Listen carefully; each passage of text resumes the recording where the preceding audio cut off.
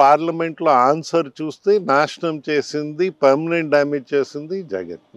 ఇలాగ Rajasekhar Reddy permanent damages చేయాలి, కొనసాగించారు స్కీమ్స్ ని అడ్రాలే. వ్యాపారం చేస్తుండొచ్చు కానీ స్కీమ్స్ కి అడ్రాలే. సో ఈ తేడా మనకు కనిపిస్తా ఉందని విషయం మనం అర్థం చేసుకోవాలి. ఈ ప్రధానమైన క్రెడిట్ ఎవరికి ఇస్తారు సార్? శంషాబాద్ ఎయిర్పోర్ట్ అక్కడే రావాలి అనే దాని విషయంలో శంషాబాద్ ఎయిర్పోర్ట్ చేసే ముందు టీం అంతా తిరిగింది. మీకు అర్థం కావాలి, ఇది ఏంటంటే సమస్యని అర్థం చేసుకుంటే దానికి సొల్యూషన్ వస్తుంది.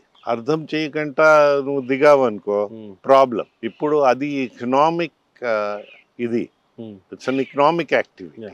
మనకి అప్పుడు 30.5% ఏవియేషన్ టర్బైన్ ఫ్యూల్ ట్యాక్స్ ఉండేది బేగంపేటలో. శంషాబాద్ వస్తే మనకి ఎంప్లాయ్మెంట్ ఆపర్చునిటీ పెరుగుతుందని, ఈ అవకాశాలు ఇలా పెరుగుతాయని అప్పుడు అనుకుని వాట్ ఈస్ ద హర్డల్స్, దానికి మేజర్గా టాక్సేషన్. ఎందైతే ఎవరైనా వ్యాపారం చేస్తే 4 రూపాయలు సంపాదించాలని చూస్తూ ఉంటారు. ఇప్పుడు మీ ప్రెస్ తీసుకో, your an economic activity but you have a social objective.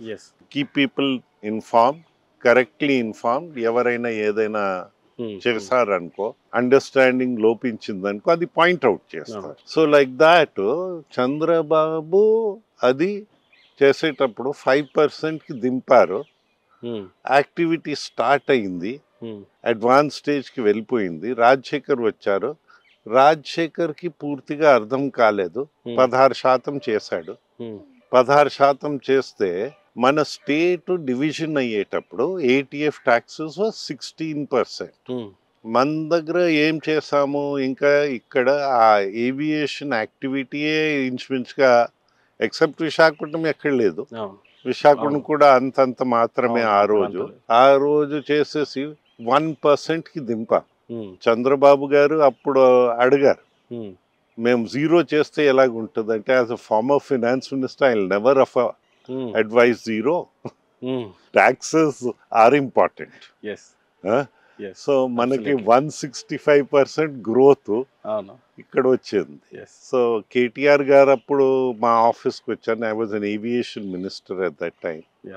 నన్ను అడిగారు, ఏంటి ఆంధ్రాలో గ్రోత్ వచ్చింది, హైదరాబాద్ మళ్ళీ స్టాగ్నేట్ అయిందంటే చెప్పాను, రాజశేఖర్ రెడ్డి గారు అర్థం చేసుకోలేకపోయారు ఇది. Okay, so this is the thing. అదే 5% వదిలేసుకుంటే ఏవియేషన్లో Hyderabad would have been the capital, not Bengaluru.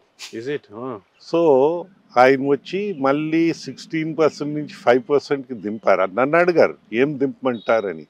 నేను అది చెప్పను, because I'm aviation minister now, it's for you to work it.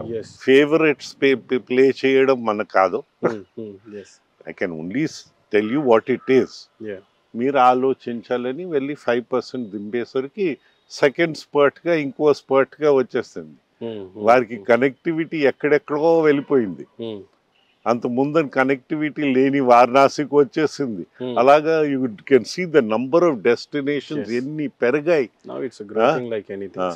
And this ఇదే ట్రెండ్ కంటిన్యూ అవుతే మీకు సస్టైనబుల్ యాక్టివిటీ వస్తుంది. మాకు అది సంతోషం అది రావడం. సో అలాంటి యాక్టివిటీ రావాలంటే మీకు సస్టైన్డ్ యాక్టివిటీ కావాలి. సస్టైనెన్స్ అంటే అర్థం చేసుకోవాలి. ఇప్పుడు ఎవరైనా వ్యాపారస్తులు, మేము ఆ రోజు చెప్పేవారు ఈ ఎయిర్ ఇండియా ప్రైవేటైజేషన్లో ఇదంతా, మీకు బక్రాలు లేవు మార్కెట్లో, మీరు ఎకనామిక్ ఇది ఇస్తేనే వస్తుంది, లేకపోతే రాదు. కాదు మేము ఇంత పర్సంటేజ్ ఇస్తాం, అది అయిపోయింది. Ultimately you had to give it like that. You had to make it an economically viable thing, లేకపోతే అవ్వదు. సార్, ఆ రోజు ప్రధానమైన మీ మినిస్ట్రీని విత్డ్రా చేసుకోవడానికి గల కారణం మీ స్పెషల్ స్టేటస్ ఆంధ్రప్రదేశ్కి ఇవ్వలేదు అని చెప్పి. Special status is one angle. ఇప్పుడు ప్రధానంగా ఆ యాంగిల్లోనే మీరు రాజీనామా చేసినట్టుగా కనిపించింది. మేము ఆనాడు ఆ యాక్ట్ 18 అంశాలు, అది యాక్ట్.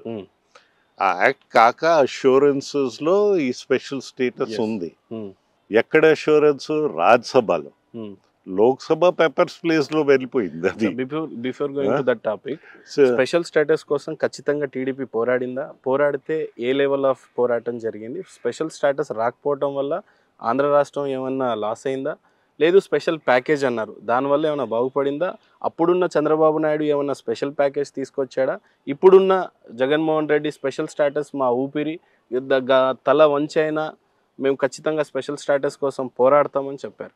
సో ఈరోజు స్పెషల్ స్టేటస్ అనే ఊసైతే లేదు, కానీ వాస్తవ పరిస్థితులు ఏంటి సార్ అసలు? మీకు ఆ రోజు గవర్నమెంట్లో, ఎన్డీఏ గవర్నమెంట్లో మేమందరూ ఒక భాగం, తెలుగుదేశం పార్టీ ఒక భాగం.